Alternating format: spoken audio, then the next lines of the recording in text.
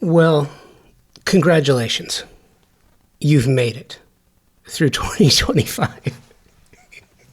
I think at the end of 2024, quote unquote, making it to the end of 2025 wasn't going to be a goal worth celebrating. But after the absolute amount of chaos that we've seen in our industry this year, congratulations is in order. I'm doing something a little bit different than I have in years past. Usually I'll write a thank you note, season's greetings, holiday good cheer. This year it's a little different. Don't panic. We're not going to have the airing of grievances. Not yet, anyway.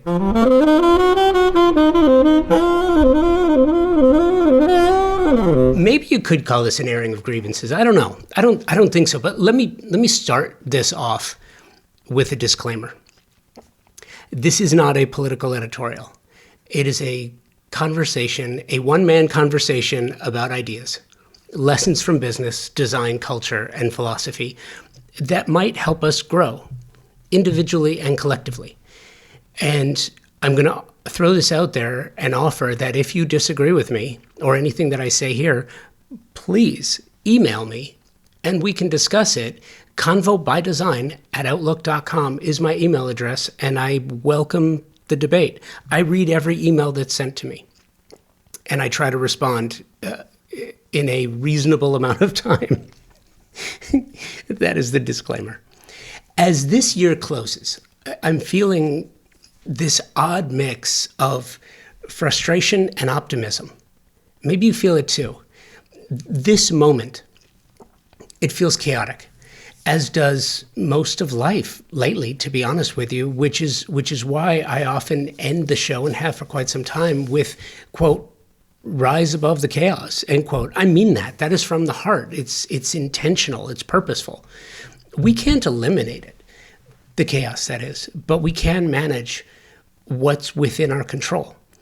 The Stoics told us that long ago, the focus on what you can control. That's the focus. Release what you can't, act with virtue, and let obstacles sharpen resilience. Right? This essay is about taking back even a small amount of control through the work we do and the spaces you shape. This year, 2025, has been no different than any other year in design. When it comes to phrases and hashtags, but this year they flew faster than I remember in the past. Quiet luxury, brat green, fridgescaping, millennial gray, bookshelf wealth. Ugh. Much like the big, beautiful bill language we've all heard tossed around in political discourse, design and the buzzwords in our industry can distract from what actually matters. They generate attention, not meaning. They look good on social media, not necessarily in the lived experience of a home, workplace, or public square. So instead of centering our design conversations around fleeting edits, let's pivot towards the global innovations that are transforming the built world in ways that truly matter. And I don't know if I mean this in the sense that American design and innovation is falling behind, but it feels that way. Across the globe, designers, architects, and researchers are developing ideas that transcend buzz.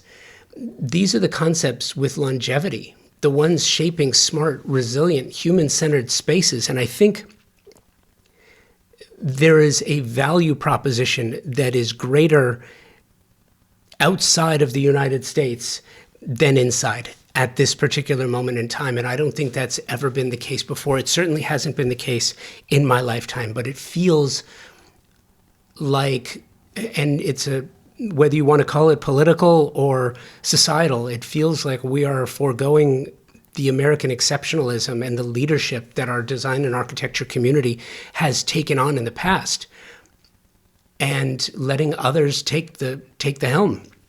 And I hope that is not a trend that continues. Look at certain things that we talk about all the time. Biophilic design, rooted in the work of Edward L. Wilson, Eric Fromm, and Japanese Shinrin Yoku, continues to reframe our relationship with nature. But we don't really own that concept. We just talk about it in terms of putting plants in a room or putting biophilic images on wallpaper. That's not what it's about. Net zero architecture. That was pioneered in Canada, Germany, and Australia.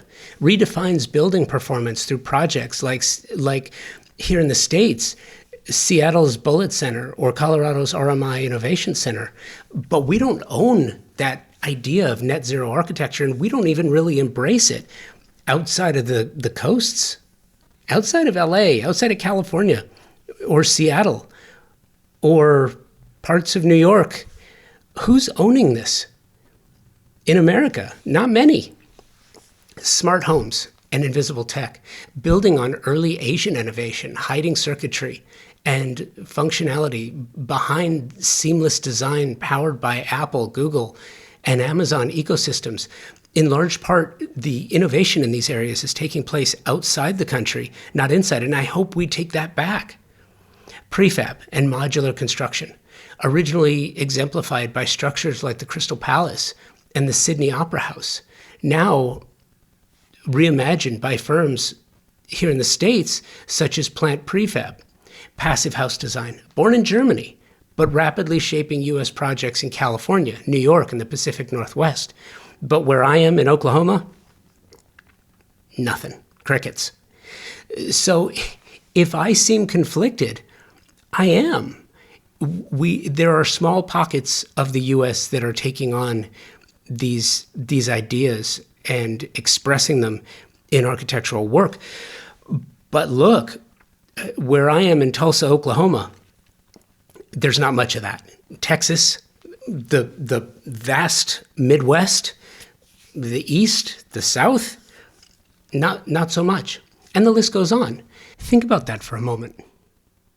We'll be right back. If you've listened to the show for any amount of time, you've heard me say this, that the most important word in the design industry is service. Product is important, price is important, selection is important, but stellar service is the premier idea that can make all the difference in the success of a project, any project. How design professionals like you demand great service and your favorite brands in one place with expert, knowledgeable, and non-commission sales professionals. It's really important. It means that their only incentive is your satisfaction. Pacific Sales, Kitchen and Home, a Best Buy company, has just that with over 60 years of experience in Southern California. Pacific Sales is your destination for exploration, advice, and inspiration. Now, you have the Pacific Sales Kitchen and Home team to help you and offer their Pro Rewards program, which is a trade program unlike any you have experienced before.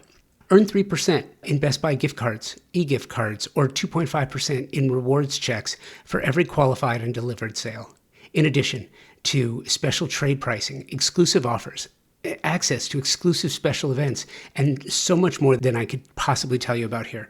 And the cherry on top is access to exclusive builder trade incentives from top brands and the stellar service, again, from a company that has been serving the industry for over 60 years. Terms and conditions apply to the Pro Rewards program and builder trade incentives. So visit a Pacific Sales expert at a showroom today for full details and to learn how you can unlock additional savings and benefits.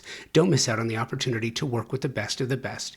Visit Pacific Sales Kitchen and Home today and elevate your projects to new heights. At the highest level of design, the absolute best specifying designers, architects, landscape designers are all highly focused on the technology and performance of products and materials today. You have to, because the products you specify for your projects have to perform and they have to last. That's one of the reasons why I am so proud to be working with TimberTech. Their focus on the technical renaissance of synthetic decking is literally changing the conversation about innovation and performance. It pulls focus on 3 priorities homeowners have and expect from the products their designers and architects specify for their luxury projects. 1.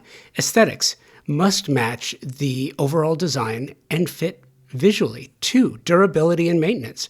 I've told you about my board flipping stories from my own wood decks. Clients not only want beauty, but they want ease of use, and they want it to last for decades. 3. Sustainably made. Clients are more conscious of the environment now, and they want the same of their materials. TimberTech hits each one of these elements with a product that not only meets expectations, they exceed them. TimberTech makes a synthetic decking that looks just like wood, color and embossed wood grain for a natural appearance. Their composite decking is technologically superior, as it has been created to last for decades, and it's manufactured with up to 85% recycled material. Their advanced PVC, vintage, and landmark collections have a Class A flame spread rating, making these products an amazing choice for wildfire-prone areas, which unfortunately continues to grow on the risk map. Check the show notes for more information about this and to find the nearest showroom or lumberyard where you can find TimberTech, or you can check them out directly, timbertech.com. The Design Hardware Showroom is a space where specifiers can go and find an incredible selection of high-end faucets, luxury tile, natural stone, wood floors, and bespoke hardware, and so much more. Select products are presented in a holistic manner, strategically arranged to stimulate creativity and transition your vision from the conceptual stage to a fully realized space. You will find everything you're looking for, even the products by brands you didn't know you didn't know. Surprise and delight. Am I right? All under one roof on 3rd Street in Los Angeles, just up the street from the Grove. Conveniently located, free parking available. Stop by to find inspiration, collect samples, get expert advice, and tackle everything on your specification list all in one place. Visit them online at designhardware.com, at Design Hardware and Flooring on the socials, or in the real world, 6053 West 3rd Street in Los Angeles. There are certain ideas that are surfacing, like self-healing concrete by Henrik Marius Jonkers, the Guggenheim Abu Dhabi, a Frank Gehry creation. May he rest in peace. The Bedby Museum in Senegal by Miriam Issoufou. Powerhouse Parramatta in Australia. The Pujiang viewing platform in China. There's some amazing international design taking place right now. Landscape and biophilic approaches, wabi-sabi gardening, edimental gardens, climate adaptive landscapes, and indoor biophilia are redefining how we engage with natural systems in daily life. Even infrastructure has become a site of innovation. Copenhagen in Denmark, it's a waste-to-energy plant with a ski slope. I mean, that's just too cool. Urban sequoias by Somm, skyscrapers designed as carbon sinks. 3D printed timber in Germany, Finland, and France. This is the work that deserves our attention, not the color of the week on TikTok. Definitely not the color of the week on TikTok. But by the way, all the things that we've talked about here, bookshelf wealth, millennial gray, ugh. Can we leave that in 2025 and move forward smartly? Rethinking the shelter space. For years, I described architecture. It's not I described architecture. We, the industry, describes architecture as a language. I've described design as a dialect and landscape as the narrative. Mies van der Rohe famously introduced the concept of architecture as a language. It caught on, and then the bandwagon effect took over. But today, the metaphor feels insufficient, especially for the shelter space, where people spend their lives, raise families, work, heal, age, grow old, die. The shelter space isn't like retail or hospitality, where design is often intended for those who pass through briefly, right? Hospitality design, retail design, it's brief interaction in short bursts, while the people who labor there navigate the leftover space, that is, retail and hospitality. The shelter space must serve those who inhabit it deeply and continuously. That shifts the conversation. At least it should. Design begins with the usual questions: purpose, function, users, goals, budget. But these questions don't define design. They only outline it. There is no universal purpose of architecture or design. No single philosophy, no singular right answer. The shelter space varies as widely as the people who live in it, within it, around it, inhabit. So instead of treating architecture and design as technical processes, we should approach them philosophically. Think about this for a minute, a philosophical framework for design. Stoicism offers clarity. Accept that budget overruns and challenges will occur. Respect the expertise of the designer you hired. Invest in authenticity rather than dupes.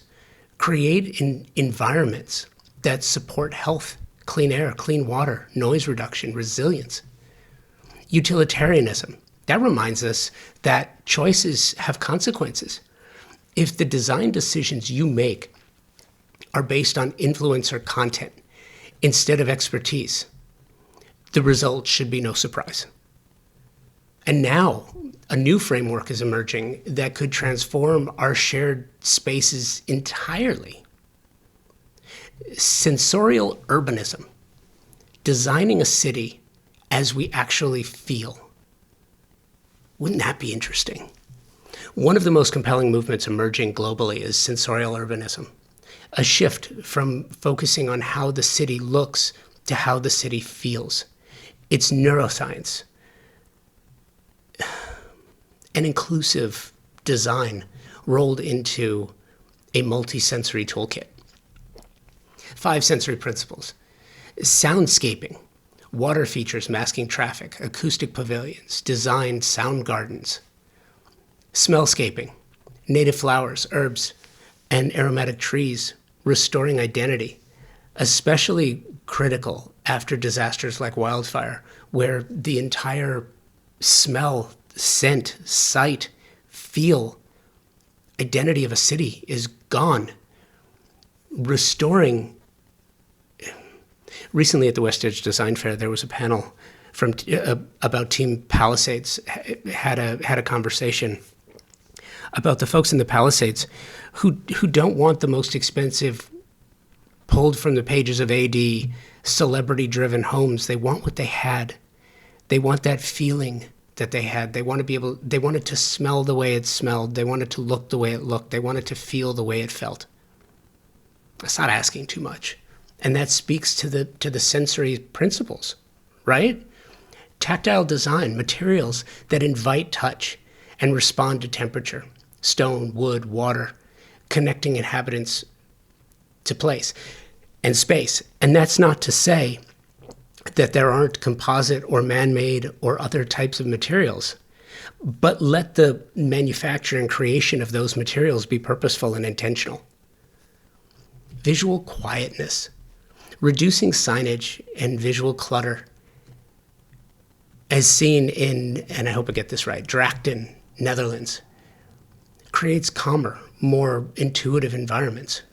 When was the last time you heard someone in a major city on the political side of things, the political spectrum, actually side with the residents when it came to urban blight, when it came to those billboards that are, the LED lit billboards that are brighter than the sun. Are they seen? Yes. Are they effective? 100%. Are they good for the community? Not so much. When was the last time you saw political leaders, civic leaders actually say, you know what, let's get back to visual quietness? Because if you do, things can become clearer and not so distracting. And by the way, I will tell you this, I think that goes 100% for those little mini billboards that we all have in our pocket. Sometimes, put the phone down. Go smell a flower. Go look at a tree. Pet a dog. I don't know. Multisensory inclusivity. Design that accommodates neurodiversity, PTSD, aging, accessibility through tactile paving, sound buffers, and scent markers. I think we're at a place in time, and both politically and socially, where everyone's seems to have a stone to throw, whether it's at our withering masculinity, or we don't look at America first, or diversity, inclusion, and educational opportunities have overrun, leading to wokeness, whatever you want to call it. At the end of the day, do those things really matter? Do they really matter? Is it important for the quality of life, or is it a distraction, a deterrence from what really does matter? Why does it matter? Because cities didn't always feel this overwhelming, because design wasn't always rushed, because quality of life shouldn't be compromised for aesthetics or for what the quote-unquote influencer on social media has to say about it. Because you know what? They don't know anything. Who went to school for design? Who went to school for architecture? Who's been working in the business? Or who knows how to work social media and has an opinion about something? Think about that for a minute. Sensorial urbanism reconnects us with spaces that are restorative, intuitive, and emotionally resonant. It does. A city is not just a picture. It's an experience, and it should be. The same goes for architecture and design. It's not just a picture. It's an experience. The takeaway for 2026, and I lead with myself. I don't offer anything to anyone else that I wouldn't do myself. And these are some of my goals: to stop obsessing over trends and buzzwords, and stop trying to compete with it, and stop giving it the importance that it hasn't earned. Focus on performance, resilience, and quality of life. Because after all, that's what's important. Design for feeling, healing, and humanity. Let's get back to that again. Let innovation, not algorithms, guide us, because there's enough of the former. Wait a minute. There's enough of the latter and not enough of the former. So, with that, I wish you all the best in 2026. Congratulations, you made it through 2025. I wish you a healthy, happy, and prosperous new year. I really do. I hope it's the year that you want it to be, because you deserve it. You've been working hard, and you're a subscriber to Convo by Design. So you're doing something right? Thank you for listening. If you liked this episode, and I hope you did, share it with a friend or colleague who loves design and architecture like you do. Subscribe to Convo by Design wherever you get your podcasts, and continue the conversation on Instagram at Convo by Design with an X. Keep those emails coming with guest suggestions, show ideas, and locations where you'd like to see the show, or simply to tell me that you think I'm completely off base on something that I've said over the past 20 minutes. Convo by Design at outlook.com.